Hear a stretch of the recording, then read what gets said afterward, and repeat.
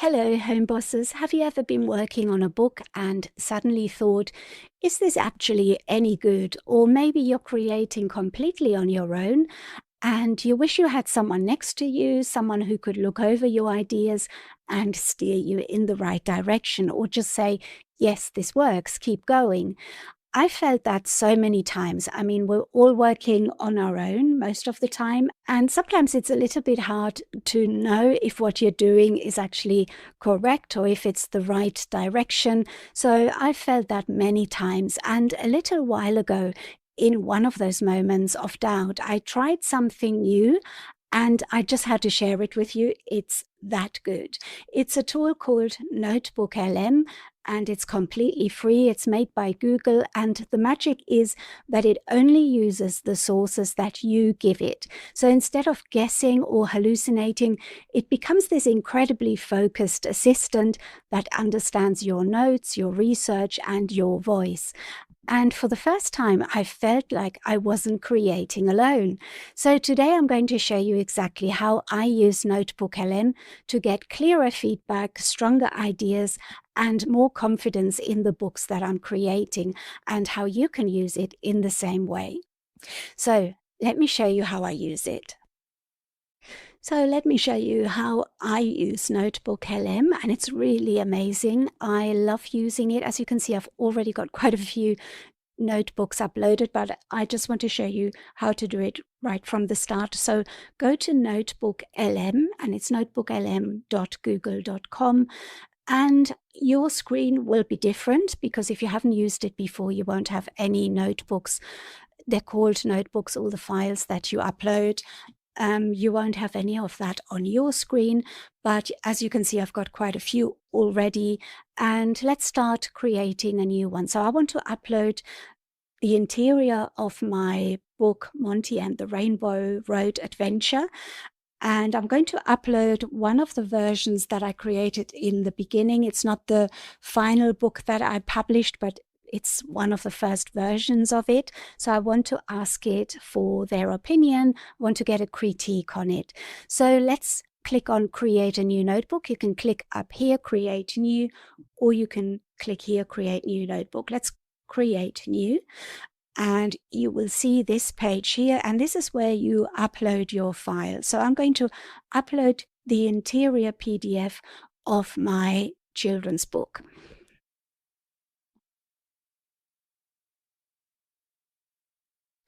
So that's uploading now. You can see it here on the left-hand side, and we're just going to give it a minute and let it upload. It doesn't normally take long. It depends how big your file is.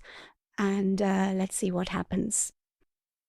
So the PDF has been uploaded now. So you can see it here on the left-hand side, and it's created this little summary. So it says the animal friends of the Rainbow Road. It's called something different now because when I published it, I called it Monty and the Rainbow Road Adventure. But this was my first draft of the book. So it gives you a little summary in the children's story. The animal friends of the Rainbow Road, a mouse named Monty prepares for a celebration, and so on. So it gives us a summary of the story, and then I asked it something. So then I gave it this prompt: please analyze my children's book, Monty's Rainbow Road Adventure, as a developmental editor and children's publishing strategist. I'd like you to give me a critique of the story, including clarity, pacing, character development, emotional arc, and age appropriateness. So I asked it to give me all these different things. You can stop the video if you want to read it properly and see exactly what kind of prompt I used. And I will also give you a prompt under the video that you can use for any book. So whether it's a children's book, a coloring book, a journal, whatever you want to use, I will leave the prompt under the video so you can see that. And then it gives us a critique of the story. So it tells me about the clarity. The story's objective is exceptionally clear. That's good. Monty needs to find one balloon for every color of the rainbow for a birthday party. This quest structure is easy for young children to follow. Then it talks about the pacing. The pacing is highly rhythmic and predictable, which is a hallmark of successful toddler literature.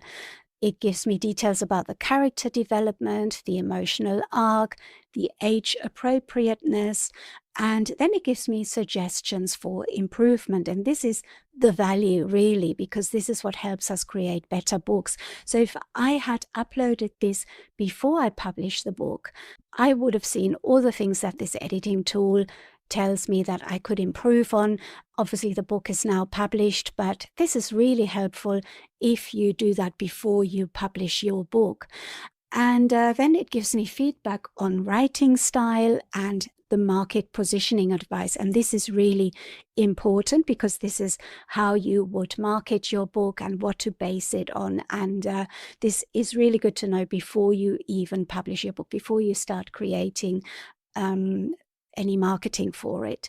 And then it gives you opportunities for expansion. So it tells me there's series potential, and it says that it could easily expand into other concepts. I have actually written another book in that series. So yes, that's all very interesting. And this in itself is a really good summary of what I could improve on the book. But this is where it gets even more interesting. If you have a look on the right hand side, you have audio overview, slide deck, video overview, mind map, reports. So it can actually create all of these things from whatever PDF or whatever information you have given it. So this one here is the interesting one, audio overview. If I click on the little pencil here, it gives me a few options, and I can choose a deep dive, which is a lively conversation between two hosts, unpacking and connecting topics in your sources. It's almost like a podcast. And I really think you should try this out because it's actually really genius, and you could listen to it afterwards. If you don't want to read everything, you can just listen to this and get the information that way. You can also ask it to do a brief, a bite-sized overview to help you grasp the core ideas from your sources quickly. The one that we're interested in is this one here, critique, an expert review of your sources, offering constructive feedback to help you improve your material. So let's click on this one. This is the one that I use for these kind of things, and this is the one that helps me the most. So we're going to click this, and we're going to ask it what to focus on in this episode. So what can we say? We could just say,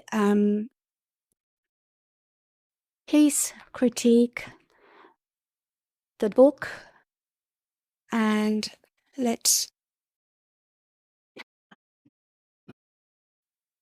so I'm going to say, please critique the book and let me know what improvements I could make to make this a highly valuable book for children that want to learn the colors of the rainbow,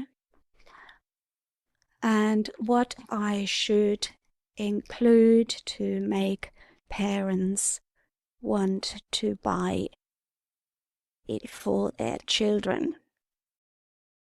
What should I include to make this an attractive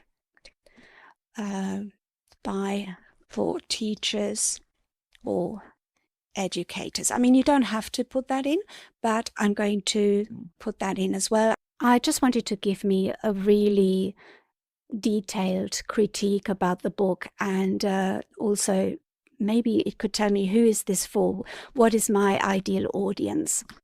Let's put that in as well, because that could be helpful. Okay, so then I click generate, and this is where the magic happens. It will generate an audio critique, and when it's finished, I will come back to this and let you know. It will take a little while, but let's just see what happens. So now it has finished and the recording is ready. So we can see it here on the right hand side, Perfecting the Animal Friends Rainbow Road. So let's see if we can listen to it.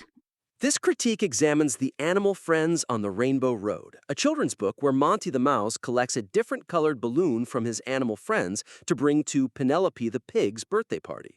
The ideal audience for this book is toddlers and preschoolers aged 2 to 5, as the simple narrative and direct questions perfectly align with early childhood cognitive development. Right, and jumping straight into the author's core questions about audience alignment and, how to make this an attractive buy for parents and educators, we have to look really closely at the actual reading experience. Yeah. The weakness here is that the current presentation relies solely on a very basic call and response reading format. It's missing out on the multisensory or cross-disciplinary learning opportunities that parents and educators actively prioritize when they're selecting educational materials. I mean, when we look at the manuscript, we see this recurring mechanism. So at the Red House, Ruby the Fox explains that red is the color of stop signs, ladybugs, and roses.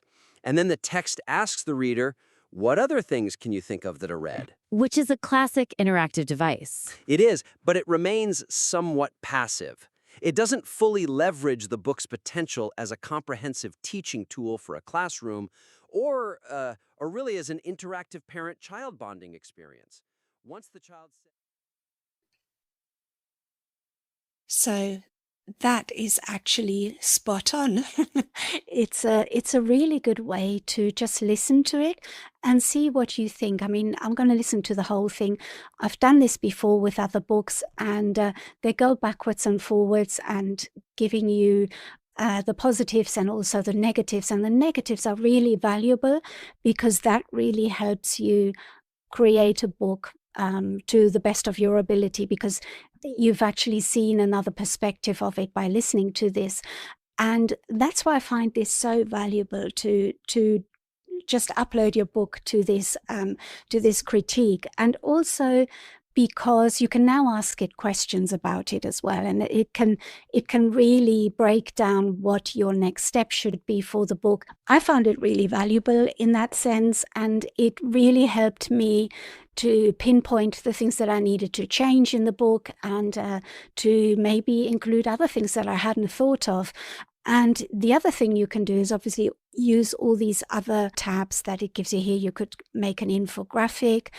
Actually, let's just click on that and see what happens.